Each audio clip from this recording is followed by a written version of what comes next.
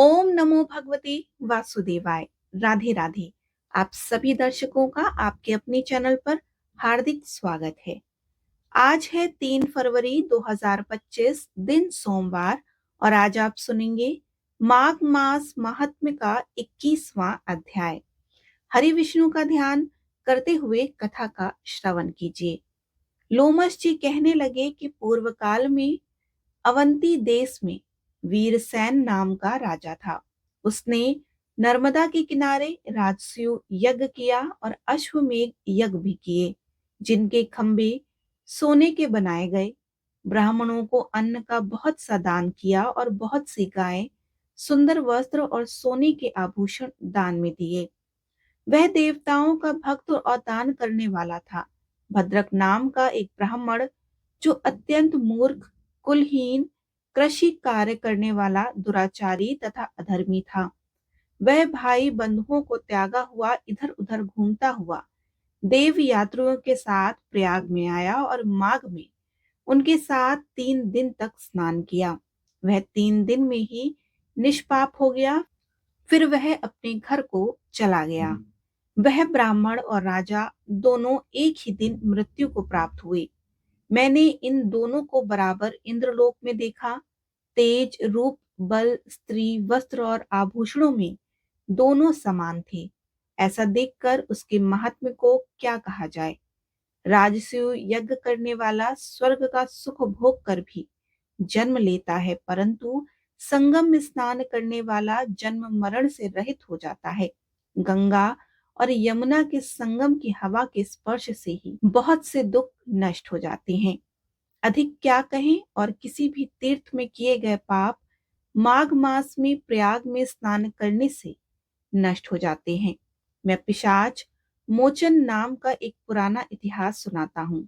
इस इतिहास में यह कन्याएं और तुम्हारा पुत्र भी सुने, उससे इनको स्मृति प्राप्त होगी। पुराने समय में देव दयोती नाम का बड़ा गंभीर और वेदों में पारंगत एक वैष्णव ब्राह्मण था। उसने पिशाच को निर्मुक्त किया था। वेद निधि कहने लगे कि वह कहाँ का रहने वाला और किसका पुत्र, किस पिशाच को उसने निर्मुक्त किया।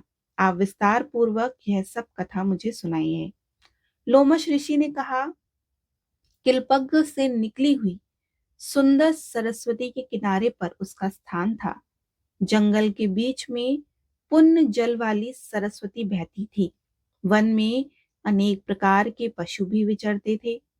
उस ब्राह्मण के श्राप के भय से पवन भी बहुत सुंदर चलती थी और वन चैत्र रथ के समान था। उस जगह धर्मात्मा देव देवती रहता था और उसके पिता का नाम सुमित्र था। वह लक्ष्मी के वरदान से उत्पन्न हुआ था। वह सदैव आत्मा को स्थिर रखता, गर्मी में अपने नेत्र सूर्य की तरफ रखता, वर्षा में खुली जगह पर तपस्या करता, हेमंत ऋतु में सरस्वत सरोवर में बैठता और त्रिकाल संध्या करता। जितेंद्रिय और सत्यवादी भी था।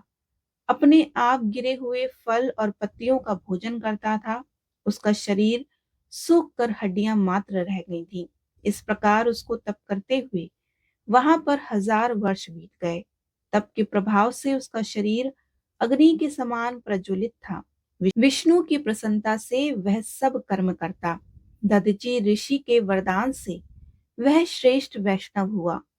एक समय उस ब्राह्मण ने वैशाख महीने की एकादशी को हरि की पूजा कर उनकी सुंदर स्तुति तथा विनती करी। उसकी विनती सुनकर भगवान उसी समय गरुड़ पर चढ़कर उसके पास आए।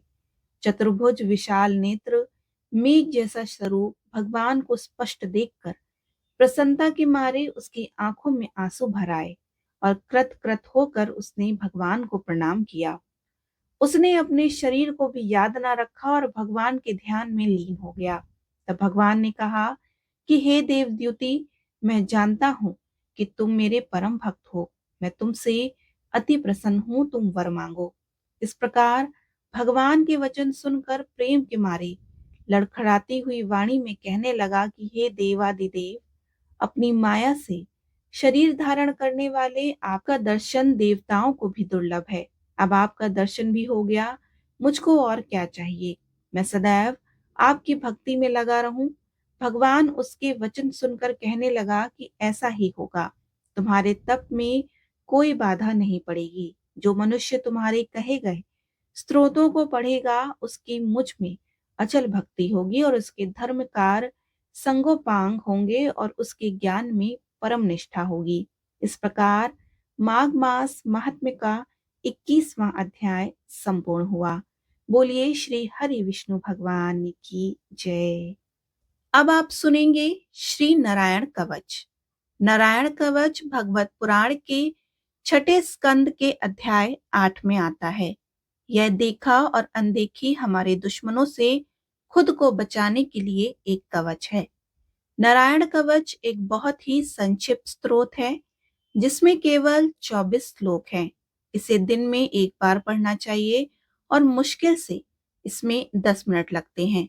इस प्रक्रिया को अग्नय और करन्यास कहा जाता है। श्रीमद् भागवत के अध्याय 8 में नारायण कवच के संबंध में न्यास व कवच पाठ हेतु बताया गया है। श्री भगवान श्री हरि गरुड़ की पीठ पर अपने चरण कमल रखे हुए हैं। अड़िमा आदि 8 सिद्धियां उनकी सेवा कर रही हैं। राजा परीक्षित ने पूछा कि भगवान देवराज इंद्र ने जिससे सुरक्षित होकर शत्रुओं की चतुरांगिनी सेना को खेल खेल में अनायास ही जीत कर त्रिलोकी की राजलक्ष्मी का उपभोग किया, आप उस नारायण कवच को सुनाइए और यह भी बतलाइए कि उन्होंने उससे सुरक्षित होकर रणभूमि में किस प्रकार आक्रमणकारी शत्रुओं पर विजय प्राप्त करी। श्री शुक्र जी ने कहा कि परीक्षित, जब देवताओं ने विश्व रूप को पुरोहित बना दिया तब देवराज इंद्र के प्रश्न करने पर विश्व रूप ने नारायण कवच का उपदेश दिया।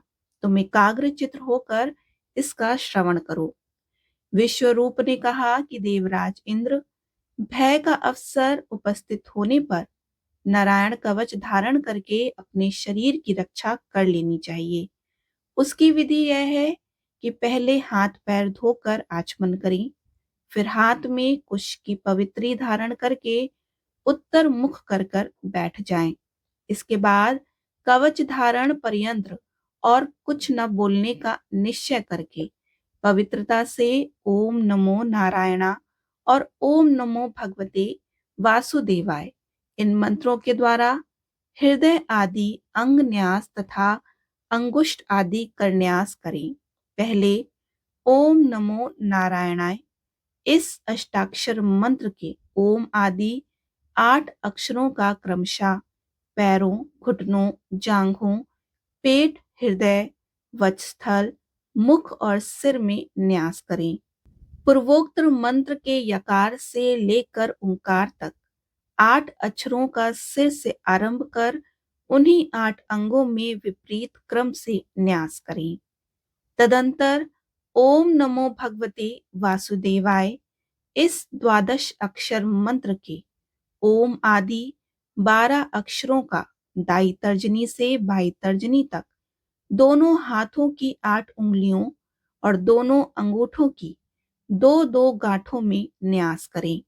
फिर ओम विष्णवे नमः इस मंत्र के पहले अक्षर ओम का हृदय में, वी का ब्रह्म रंध्र में, शा का भगों के बीच, ड़ा का चोटी में, वे का दोनों नेत्रों में और ना का शरीर की सब गांठों में न्यास करें। तदंतर ओम मह अस्त्राय फट कहकर दिग्बंध करें और इस प्रकार न्यास करके इस विधि को जानने वाला पुरुष मंत्र में हो जाता है। इसके बाद समग्र ऐश्वर्य, धर्म, यश, लक्ष्मी, ज्ञान और वैराग्य से परिपूर्ण इष्ट देव भगवान का ध्यान करें और अपने को भी तद्रूप ही चिंतन करें। तत्पश्चात विद्या, तेज और तप स्वरूप इस कवच का पाठ करें। भगवान श्री हरि गरुड़ जी की पीठ पर अपने चरण कमल रखे हुए हैं। अड़िमा आदि 8 सिद्धियां उनकी सेवा कर रही हैं। 8 हाथों में शंख, चक्र, ढाल, तलवार, गदा, बाण, धनुष और पाश धारण किए हुए हैं। वे ही ओंकार स्वरूप प्रभु सब प्रकार से सब ओर मेरी रक्षा करें। मत्स्य मूर्ति भगवान जल के भीतर जल जंतुओं से और वारुण के पाश से मेरी रक्षा करें। माया से ब्रह्मचारी रूप धारण करने वाले वामन भगवान स्थल पर और विश्व रूप श्री त्रिविक्रम भगवान आकाश में मेरी रक्षा करें। जिनके घोर अट्टहास करने पर सब दिशाएं गूंज उठी थी और गर्भवती दैत्य पत्नी के गर्भ गिर गए थे। वे दैत्युत पतियों के शत्रु भगवान नरसिंह किले, जंगल, रणभूमि आदि विकट स्थानों पर मेरी रक्षा करें। दहाड़ों पर पृथ्वी को उठा लेने वाले यज्ञ मूर्ति वराह भगवान मार्ग में परशुराम जी, पर्वतों के शिखरों और लक्ष्मी जी के सहित भरत के बड़े भाई भगवान रामचंद्र प्रवास के समय मेरी रक्षा करें। भगवान नारायण मारण मोहन आदि भयंकर अभिचारों और सब प्रकार के प्रमादों से मेरी रक्षा करें। ऋषि श्रेष्ठ नर गर्व से योगेश्वर भगवान दत्तात्रेय योग के विघ्नों से और त्रिगुणाधिपति भगवान कपिल कर्म बंधन से मेरी रक्षा करें।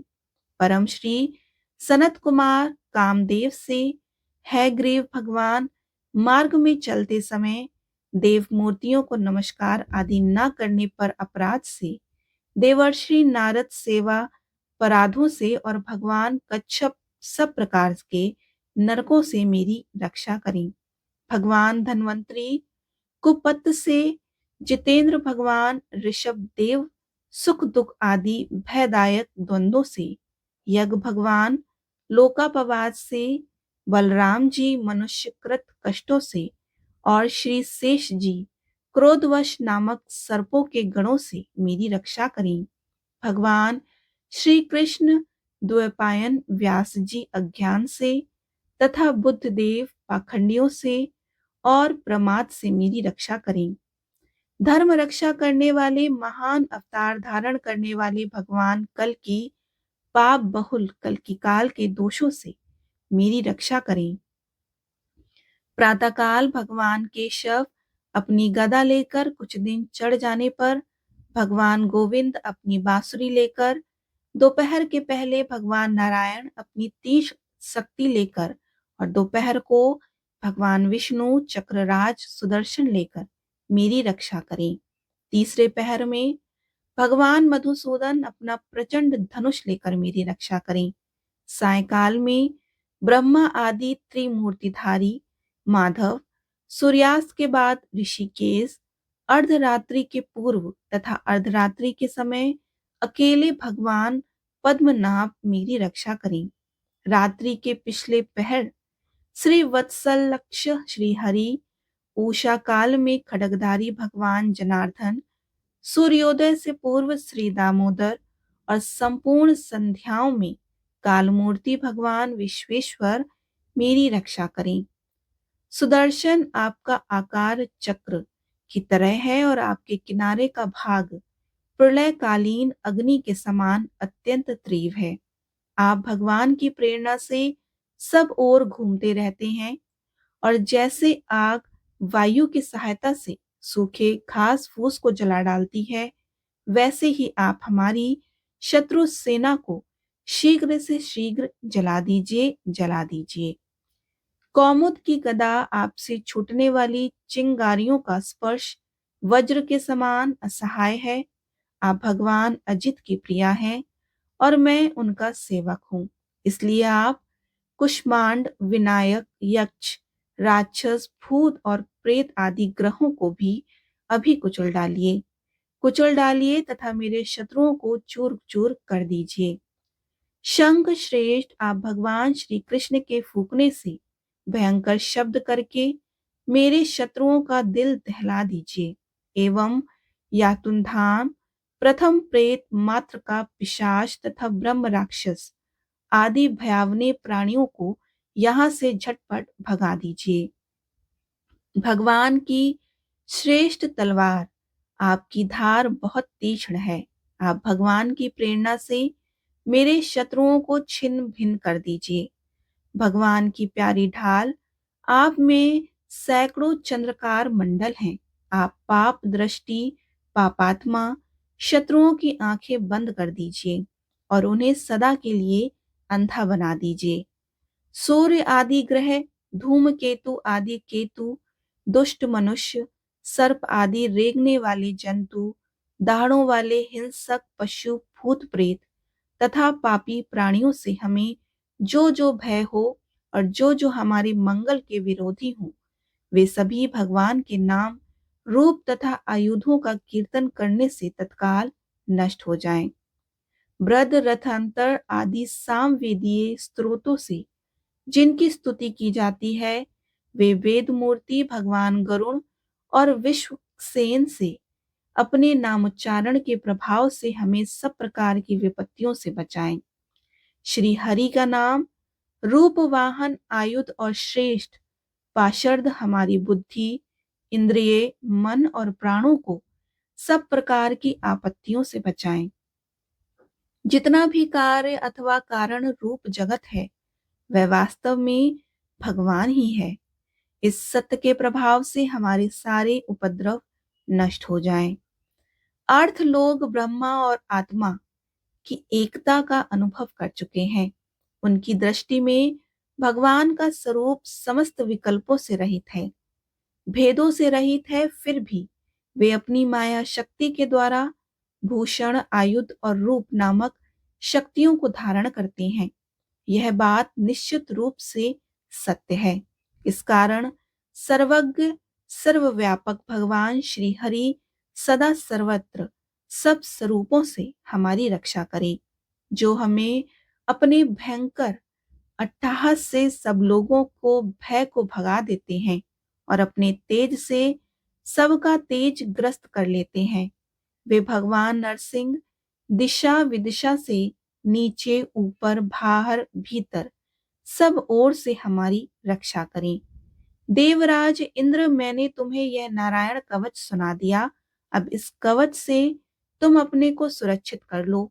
बस फिर तुम अनायास ही सब दैत्य युद्धपतियों को जीत कर लोगे। इस नारायण कवच को धारण करने वाला पुरुष जिसको भी अपनी नेत्रों से देख लेता है अथवा पैर से छू देता है, वो तत्काल समस्त भयों से मुक्त हो जाता है। तो इस वैष्णवी विद्या को धारण कर लेता है, उसे राजा, डाकू, प्रेत, पिशाच आदि और बाघ आदि हिंसक जीवों से कभी किसी प्रकार का भय नहीं होता।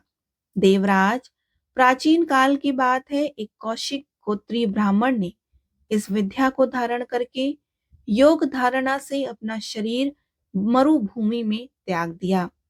जहां उस ब्राह्मण का शरीर पड़ा था, उसके ऊपर से एक दिन गंधर्वराज चित्ररथ अपनी स्त्रियों के साथ विमान पर बैठकर निकले। वहां आते ही वे नीचे की ओर सिर किए हुए विमान सहित आकाश से पृथ्वी पर गिर पड़े और इस घटना से उनके आश्चर्य की सीमा न रही। जब उन्हें बालखिल्य मुनियों ने बतलाया कि यह नारायण कवच धारण करने का प्रभाव है, तब उन्होंने उस ब्राह्मण देव की हड्डियों को ले जाकर पूर्व वाहिनी सरस्वती नदी में प्रवाहित कर दिया और फिर स्नान करके वे अपने लोक में चले गए।